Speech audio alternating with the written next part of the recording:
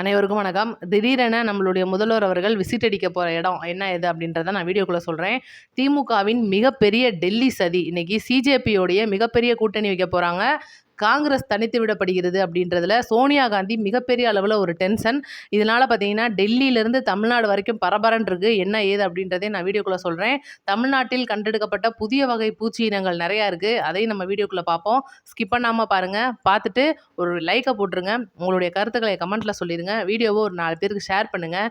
ஒட்டுமொத்த தமிழக பெண்களும் எதிர்பார்த்துக்கிட்டு இருந்த மதிப்புக்குரிய மகளிர் திட்டம் அந்த 2500 ரூபாய் பார்த்தீங்கன்னா வர ஆகஸ்ட் 5 தாக்கல் பண்ணப்படுற அந்த பட்ஜெட்டில் மிகப்பெரிய அளவில் நம்மளுடைய முதல்வர் அவர்கள் ஒரு விஷயத்தை அறிவிக்கிறதா இருக்காங்க. அந்த மாதத்துலேருந்து பார்த்தீங்கன்னா பெண்களுடைய அக்கௌண்ட்டில் 2500 ரூபாய் ஏறப்போகுது. கலைஞர் உதவித்தொகையை அப்படியே அடிச்சு தள்ளிட்டு மதிப்புக்குரிய மகளிர் அப்படின்ற பேரில் வரப்போகுது. மரிய வில்சன் அவர்கள் நிறைய அதிரடியான திட்டத்தை அந்த பட்ஜெட்டில் கொடுக்கறதா இருக்காரு. ஒட்டுமொத்த ஊழல் பட்டியல் அந்த பட்ஜெட் அப்போ வெளியிட போகிறோம் அப்படின்ற மிகப்பெரிய ஒரு நியூஸ்கள்லாம் இருக்குது. அதை பார்ப்போம் நம்ம வீடியோக்குள்ளே. அடுத்து பார்த்தீங்கன்னா இன்றைக்கி முக்கியமான விஷயமா நம்ம முதல்வர் அவர்கள் திடீர்னு ஒவ்வொரு இடத்துக்கும் இன்றைக்கி ஆய்வுக்கு போகிறத நம்மளால் பார்க்க முடியுது.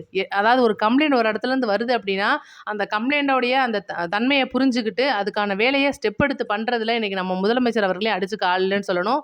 கோயம்பேடுல கழிவுநீர் சுத்திகரிப்பில் இருக்கிற முதன்மை இடம் அது பார்த்தீங்கன்னா இன்றைக்கி பார்த்தீங்கன்னா கூவம் ஆறு அப்படின்றத ஒரு காலத்தில் நல்லபடியாக தண்ணி ஓடிக்கிட்டு இருந்த ஆறில் இன்றைக்கி சாக்கடை ஓடுது. இதெல்லாம் இவ்வளோ நாள் மாற்றி ஆண்ட திமுக அதிமுக அப்படின்ற ஒரு இதை தாண்டி அந்த 40 வருஷத்தில் அந்த ஆறை மண்ணாக்கிட்டாங்க அப்படின்னு தான் சொல்லணும். அதுக்கான ஒரு முக்கியமான விஷயமா நம்மளோட முதல்வர் அவர்கள் கழிவுநீர் சுத்திகரிப்பு ஆலைக்கு போயிட்டு என்னெல்லாம் பண்ண முடியும் அப்படின்றதும் இன்னைக்கு பார்த்தீங்கன்னா அந்த நீர்நிலை துறை ரீதியான அமைச்சரான புஷி ஆனந்த் அவர்களுக்கு மண்ணை தூர்வாரினதுக்கு அப்புறமா இப்போ மழை சீசனில் 4500 கோடி ரூபாய் ஒதுக்குன இந்த திமுக ஒரு திட்டமும் அந்த மழைநீர் வாடிகாலுக்கு கொடுக்கல அப்படின்றது மிகப்பெரிய ஒரு சம்பவமாக நடந்துட்டு இருக்கு. இதை பற்றின விஷயங்களும் அடுத்தடுத்து தோண்ட வரும் அப்படின்றது தகவல். ஆனால் இப்போ பார்த்தீங்கன்னா அந்த மழைநீர் வடிகால் அப்படின்றது பள்ளிக்கரணை ஒரு சதுப்பு நில பகுதி. அங்கே போய் தேங்குற தண்ணி முதற்கொண்டு அந்த பக்கிங்ஹாம் கால்வாய் அப்படின்னு சொல்கிற இடத்துல அங்கேருந்து ஃபுல்லாக போயிட்டு துறைப்பாக்கம், காரப்பாக்கம், உக்கியம் இந்த மாதிரி இடங்களில் வழியாக நேராக போய் கடலில் கலக்கிறதுக்கான மிகப்பெரிய ஒரு திட்டத்தை இன்னைக்கு கையில் எடுத்து சீர்மிகு சென்னையாக மாற்றுறதுக்கான எல்லா வேலைகளையும் நம்ம முதலமைச்சர் அவர்கள் தொடர்ந்து செஞ்சிட்ருக்காரு. அந்த ஒரு ரீதியாக தான் இன்னைக்கு கோயம்பேடுக்கு ஆய்வுக்கும் போகிறதா இருக்காங்க. இது ஒரு பக்கம் இருக்க. இன்றைக்கி டெல்லியில் மிகப்பெரிய அளவில் ஜந்தர் மந்தர் பகுதியில் அந்த சிஜேபி நடத்திட்டு முடித்த அந்த போராட்டம் தர்மேந்திர பிரதான் அவர்கள் பதவி விலகிட்டார். E20 அப்படின்ற புதிய ஜனதா கட்சி ஒன்று இப்போ நம்ம புதுசாக ஒரு கண்டெடுக்கப்பட்ட பூச்சி இனமாக இருக்குது. இவங்களோட கோரிக்கை என்ன அப்படின்னு பார்த்தீங்கன்னா நிதியமைச்சராக இருக்கிற நிதின் கட்கரி அவர்கள் பதவி விலகணும் அப்படின்றது. எப்படி தர்மேந்திர பிரதான் பதவி விலகிட்டாரு, அவருடைய துறையை பிரகலாத் ஜோஷிக்கு மாற்றி கொடுத்துட்டாங்க. நிதின் கட்கரி அப்படின்ற மத்திய நிதியமைச்சர் அவர்கள் இப்போ பதவி விலகிறதுக்காக மிகப்பெரிய ஒரு சம்பவத்தை இப்போவே சமூக வலைதளங்களில் ஸ்டார்ட் பண்ணிருச்சு இந்த E20 அப்படின்ற அமைப்பு. எதுக்காக அப்படின்னா எத்தனால் கலந்த பெட்ரோலை இப்போ வண்டிகள் எல்லாம் பயன்படுத்தினா சுற்றுப்புற சூழல் நல்லா இருக்கும் அப்படின்றதும் இந்த மாதிரி நிறைய விஷயங்களை செஞ்சு சொல்லி திடீர்னு வாயில சொல்லி அவருடைய நிதின் கட்கரி அவருடைய மகன் 1000 கோடி ரூபாய் ஊழலில் சிக்கியிருக்காரு. இந்த மாதிரி நிறைய விஷயங்கள் இன்னைக்கு நிதின் கட்கரி மேலே குற்றமாக இருக்கிறனால இவங்க பார்த்தீங்கன்னா மிகப்பெரிய அளவில் இணைஞ்சு இன்னைக்கு நிதின் கட்கரியை எப்படியாவது பதவி விலக வைக்கணும்னு சொல்லிட்டு ஒரு மிகப்பெரிய சம்பவத்தை அரங்கேற்ற போகிறாங்க.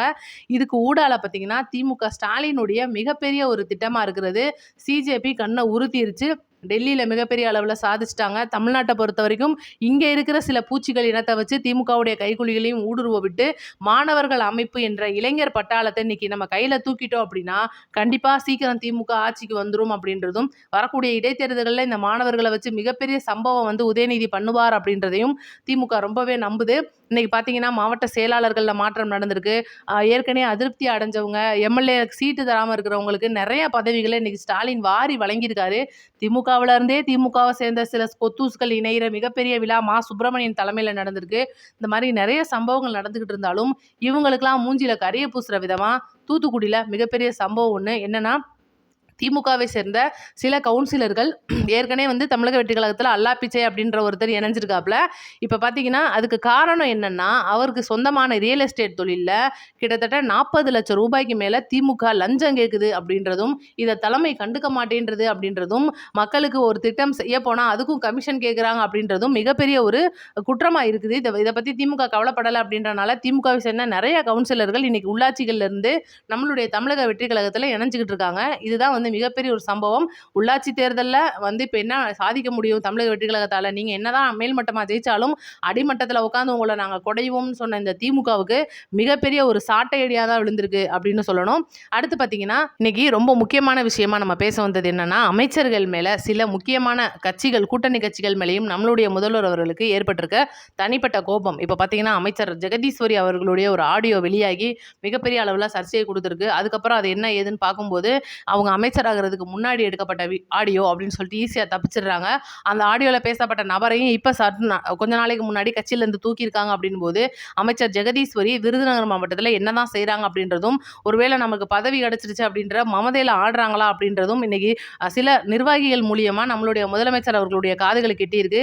இது போக சில அமைச்சர்கள் சில இடங்கள்ல தப்பு பண்றவங்க உளவுத்துறை மூலியமா அறிக்கை இன்னைக்கு கையில குடுத்திருக்காங்க அப்படின்றதும் மிகப்பெரிய ஒரு சம்பவம். நம்மளுடைய முதலமைச்சர் அவர்கள் கோவத்துல இருக்கார் அப்படின்றதும், கூட்டணி கட்சிகள் மேல நீங்க கம்யூனிஸ்ட் எடுத்துக்கங்க, மார்க்சிஸ்ட் கம்யூனிஸ்ட் மற்றும் இந்திய கம்யூனிஸ்ட், இந்த நீட்டுக்கு எதிரான போராட்டத்துக்கு களத்துல குதிச்ச இந்த திமுக கைகூலிகளுக்கு தன்னுடைய அலுவலகத்தை தந்தது மட்டும் இல்லாம, இன்னைக்கு நம்மளுடைய முதலமைச்சர் அவர்களே வசைபாடிக்கிட்டு இருக்கிற இந்த இயக்குனர்கள் மற்றும் திமுகவை சேர்ந்த சில கைகூலிகள் பேசுறத கைகொட்டி ரசிச்ச இந்த கூட்டணி கட்சிகளை சேர்ந்தவங்களுக்கு எதுக்கு நீங்க இன்னும் கூட்டணியில இருக்கீங்க அப்படின்ற அளவுக்கு கேள்வி கேட்கிற மாதிரி நிறைய தமிழக வெற்றி கழகத்துல இருந்து குரல்கள் வந்து இன்னைக்கு வெளியில வருது.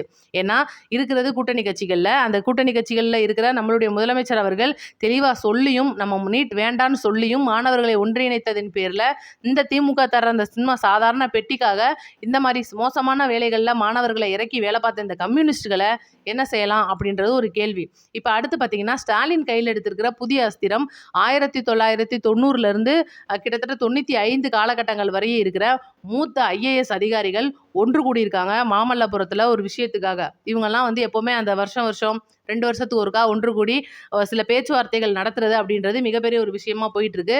அவங்களுடைய அந்த ஒரு விஷயம் பார்த்தீங்கன்னா, நேத்து ஞாயிற்றுக்கிழமையான மாமல்லபுரத்துல ஒரு இடத்துல நடந்திருக்கு. இத நம்மளுடைய ஸ்டாலின் அவர்கள் அவருடைய சாதகமா பயன்படுத்திக்கிறதுக்காக திமுகவை சார்ந்த சில முன்னாள் IAS அதிகாரிகள், முன்னாள் IPS அதிகாரிகள், கட்சிக்கு சொந்தக்காரங்க அந்த மாதிரி நிறைய பேரை அனுப்பிச்சு அவங்களோட துறை ரீதியா, அலுவலக ரீதியா மற்றும் கட்சி ரீதியா இந்த தமிழக வெற்றி கழக அரசுக்கு கீழே இப்ப பணிபுரிகிற அரசு அதிகாரிகளுக்கு என்னென்ன விவரங்கள், இதுக்கு முன்னாடி அவங்க எப்படிலாம் செயல்படுறாங்க அப்படின்ற ஒட்டுமொத்த அந்த கலெக்ஷனையும் வந்து இன்னைக்கு எங்களுக்கு நீங்க எடுத்து கொடுங்க அப்படின்னு சொல்லிட்டு மிகப்பெரிய ஒரு தகவலை ஸ்டாலின் சொல்லியிருக்கிறதா ஒரு தகவல் வந்திருக்கு. இது பார்த்தீங்கன்னா வரக்கூடிய இடைத்தேர்தலையும் சரி, உள்ளாட்சி தேர்தலையும் சரி, இந்த மூத்த IAS அதிகாரிகளை வச்சு எப்படியாவது இந்த அரசாங்கத்தை ஆட்டி படைச்சிருவோம் அப்படின்றது ஸ்டாலினுடைய எண்ணமா இருக்கு அப்படின்ற ஒரு தகவல் வந்திருக்கு. இதனால பார்த்தீங்கன்னா இன்னைக்கு அந்த ஸ்லீப்பர் செல்ஸ் மாதிரி அவங்களுக்கு சம்பந்தப்பட்ட இந்த அருண் IPS மாதிரியான ஆட்களை வந்து இன்னைக்கு திமுக கைவசம் வச்சிருக்கிறனால இது ஈஸியா சாத்தியமாயிரும் அப்படின்றது ஒரு தகவல். அது போக டெல்லியில இருக்கிற CJPயோட அந்த அபிஜித் தீப்கே அப்படின்ற ஆள், அந்த பையன், இன்னொன்று 2, 3 அவங்க அந்த கட்சியை சார்ந்த ஒரு சில பேர்களுக்காக கனிமொழி, ராசா மற்றும் திமுகவை சேர்ந்த அந்த TR பாலு அங்கே இருக்கிற அந்த டெல்லியில் இருக்கிற MPக்கள் வந்து ரகசியமான முறையில் பேச்சுவார்த்தை பண்ணுறதாகவும், நீங்கள் சீக்கிரம் தமிழ்நாட்டுக்கு வந்து இங்கே இருக்கிற மாணவர்கள் அமைப்போட இணைஞ்சு திமுகவில் பயணிக்கணும் அப்படின்ற ஒரு கேள்வியும் கேட்டிருக்காங்க அப்படின்றது ஒரு தகவலாக இருக்குது. பார்ப்போம் அடுத்தடுத்த வீடியோக்களில் உங்களுக்கு இன்னும் நிறைய டீட்டெயில் நான் சொல்கிறேன். நம்ம சேனலை லைக் பண்ணிக்கோங்க, சப்ஸ்கிரைப் பண்ணிக்கோங்க, மறக்காமல் நம்மளுடைய வீடியோ 4 பேருக்கு ஷேர் பண்ணி விடுங்க. நன்றி, வணக்கம்.